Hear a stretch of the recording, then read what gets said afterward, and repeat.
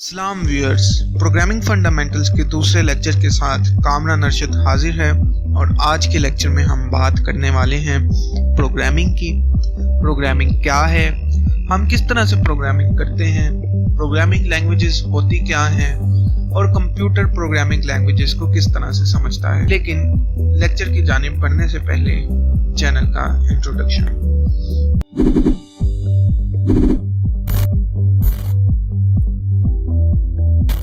तो व्यूअर्स, हमारे इस चैनल कोड स्टूडियो को बनाने का मकसद क्वालिटी कंप्यूटर साइंस कंटेंट को उर्दू ज़बान में लोगों तक पहुंचाना है ताकि मेड इन पाकिस्तान की तरह लर्न इन पाकिस्तान का भी रुझान पैदा हो सके। तो अगर आपने अभी तक हमारे चैनल को सब्सक्राइब नहीं किया तो इसे सब्सक्राइब करें ताकि हमारी आइंदा के इसी तरह के ट्यूटोरियल्स भी आपको मिलते रहें। तो चलिए बढ़ते हैं आज के लेक्चर की जानिब। लास्ट लेक्चर में मैंने आपको बताया था कि कंप्यूटेशनल प्रॉब्लम्स क्या होती हैं, हम उन्हें किस तरह से सॉल्व करते हैं, एल्गोरिदम्स क्या होते हैं, प्रॉब्लम सॉल्विंग स्किल किस तरह से एक्वायर की जाती है, और मैंने आपको प्रॉब्लम सॉल्विंग की कुछ एक्सरसाइजेस दी थी।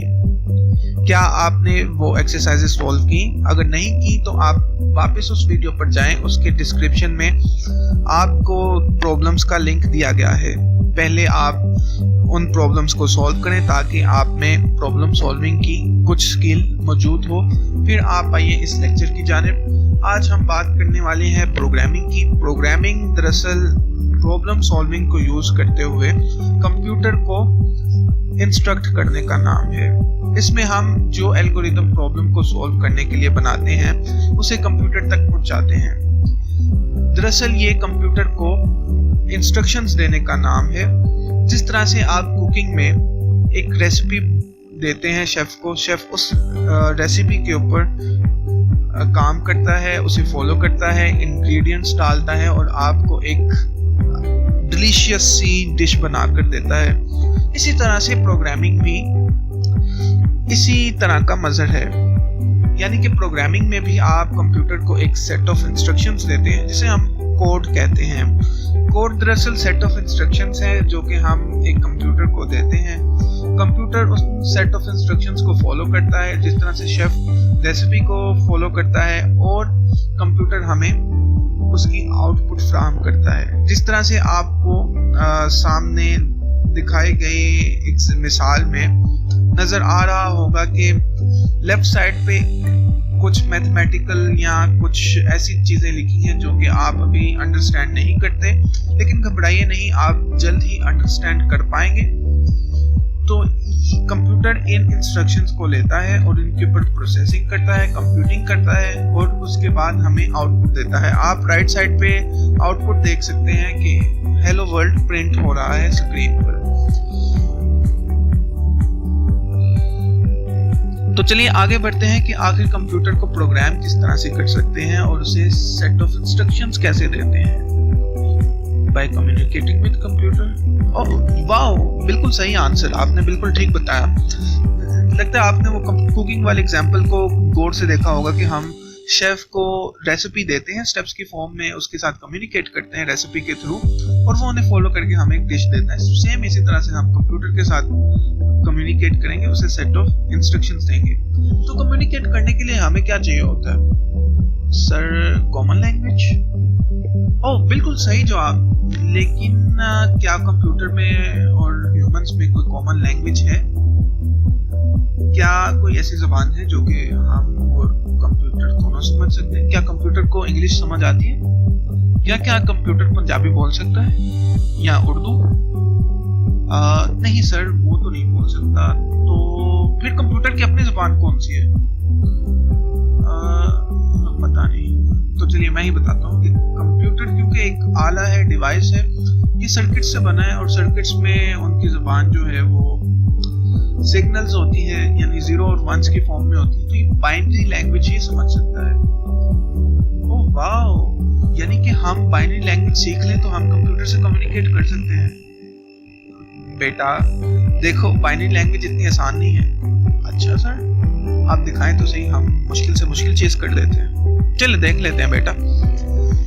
तो मैं आपको एक एग्जांपल दिखाता हूँ, अगर आप इसको समझ पाते हैं तो ठीक है, फिर आप बाइनरी लैंग्वेज सीख लें और कम्युनिकेट कर लें। इसमें एक रोबोट ने दूसरे के लिए पोएम लिखी है बाइनरी ज़बान में। जरा देखिए, आपको समझ आती है। 01001001001। व्हाट द हेक सर, ये हमारी समझ से तो बाहर है। बिल्कुल, देखिए बेटा, ऐसा इसलिए है क्योंकि बाइनरी लैंग्वेज में ना कोई सिंटैक्स है ना ग्रामर है, तो बाइनरी लैंग्वेज हमारी समझ से बाहर है। सर फिर तो हमारे और कंप्यूटर के दरमियान कम्युनिकेशन गैप आ गया। अच्छा, तो आप कम्युनिकेशन गैप को कम करने के लिए क्या कर सकते हैं? मैं आपको एक एग्जाम्पल के थ्रू समझाता हूँ। आपका एक दोस्त है, वो फ्रेंच बोलता है और आप इंग्लिश बोलते हैं। आपको फ्रेंच नहीं आती और उसे इंग्लिश नहीं आती, तो एक पॉसिबल सॉल्यूशन क्या हो सकता है? या तो आप फ्रेंच सीख लें या वो इंग्लिश सीख ले। लेकिन कंप्यूटर के केस में ये है कि ना आप फ्रेंच सीख सकते हैं ना वो इंग्लिश सीख सकता है, तो आपको एक ट्रांसलेटर की जरूरत पड़ेगी जिसे दोनों जुबानें आती हों तो वो कर सके। लेकिन मसला ये है कि अब ये जो ट्रांसलेटर है, अगर वो ट्रांसलेटर दुनिया में एग्जिस्ट ना करे, कंप्यूटर के केस में ह्यूमन ट्रांसलेटर जो कि बाइनरी को समझ सकता हो वो एग्जिस्ट ही नहीं करता, तो क्या किया जाए? तो दूसरा हल ये है कि आप इंटरमीडिएटरी लैंग्वेज पर मूव कर जाएं। आप दरमियानी लैंग्वेज ढूंढ लें, कोई दरमियान का रास्ता ढूंढ लें। तो हम ह्यूमंस ने कंप्यूटर के साथ भी कम्युनिकेशन गैप को ख़त्म करने के लिए यही रास्ता अपनाया और कुछ नई लैंग्वेजेस तश्कील दी जो कि कंप्यूटर भी समझ सकता है और हम भी समझ सकते हैं। तो उन लैंग्वेजेस की बात करते हैं अगली स्लाइड में। तो प्रोग्रामिंग लैंग्वेजेस ऐसी लैंग्वेजेस हैं जो कि कंप्यूटर्स को इंस्ट्रक्ट करने के लिए इस्तेमाल की जाती हैं और ये ह्यूमन और कंप्यूटर के दरमियान इंटरमीडिएटरी लैंग्वेज का रोल प्ले करती हैं। दरअसल हमारी ह्यूमन लैंग्वेज बहुत ही डायनामिक, एब्स्ट्रैक्ट और मल्टीपल मीनिंग्स रखती है और हर लफ्ज का मीनिंग कॉन्टेक्स्ट के हिसाब से बदल जाता है। तो इस चीज से छुटकारा पाने के लिए और कॉम्प्लेक्सिटीज को कम करने के लिए हम इस लैंग्वेज को एक मिडल लैंग्वेज के ऊपर मैप कर लेते हैं जिसमें ना कोई कॉन्टेक्स्ट की कैद होती है और ना ही मल्टीपल मीनिंग्स होते हैं। हर कीवर्ड एक ही मीनिंग रखता है और उस लैंग्वेज को 0 1s में तब्दील करना भी आसान होता है। इस लैंग्वेज को हम प्रोग्रामिंग लैंग्वेज कहते हैं। सबसे बेहतरीन प्रोग्रामिंग लैंग्वेज और कंप्यूटर के करीब तरीन लैंग्वेज असेंबली लैंग्वेज है और ये डायरेक्टली 0 और 1s में ट्रांसलेट हो जाती है। अब चूंकि असेंबली लैंग्वेज बहुत ही स्टैटिक लैंग्वेज है और इसकी इंस्ट्रक्शंस बहुत ही कम्प्लेक्स होती हैं और ये 0 1s के बहुत करीब है, तो इसको समझने में ह्यूमन अक्सर मुश्किल का सामना करते हैं। तो इस मुश्किल को कम करने के लिए हमने मजीद इंटरमीडिएटरी लैंग्वेजेस बना ली जो कि असेंबली लैंग्वेज और ह्यूमन लैंग्वेज के दरमियान थी, जिन्हें हम C, C++, पाइथन, C#, जावा, गो, R और स्विफ्ट कहते हैं। इसके अलावा बहुत सी प्रोग्रामिंग लैंग्वेजेस भी मौजूद हैं। तो दरअसल इन प्रोग्रामिंग लैंग्वेजेस में प्रोग्राम करने के लिए हमें पहले इन लैंग्वेजेस को असेंबली में कन्वर्ट करना पड़ता है और फिर असेंबली से बाइनरी में कन्वर्ट होती हैं। इस ट्रांसलेशन प्रोसेस को हम देखते हैं अगली स्लाइड में। जैसा कि आपने पिछली स्लाइड में देखा कि कंप्यूटर प्रोग्रामिंग लैंग्वेजेस को अंडरस्टैंड करने के लिए उन्हें बाइनरी कोड में तब्दील करता है।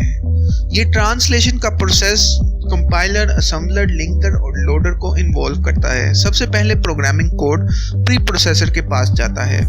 प्री प्रोसेसर प्रोग्रामिंग कोड को प्री प्रोसेस करता है और कंपाइलर के पास भेज देता है। कंपाइलर इसमें सिंटैक्स, ग्रामर वगैरह को चेक करता है, फिर उसके बाद उसे असेंबलर के पास भेज देता है। असेंबलर उसे असेंबली के कोड में कन्वर्ट कर देता है और ये असेंबली का कोड लिंकर के पास जाता है। लिंकर इस असेंबली के कोड को बाइनरीज यानी 0 1s के अंदर कन्वर्ट कर देता है। इस तरह से ये ट्रांसलेशन का प्रोसेस तमाम होता है। हम इस प्रोसेस के ऊपर तफसील से बात करेंगे अगले लेक्चर में। तब तक के लिए मुझे दीजिए इजाज़त। अपना ख्याल रखिएगा। अल्लाह हाफ़िज़।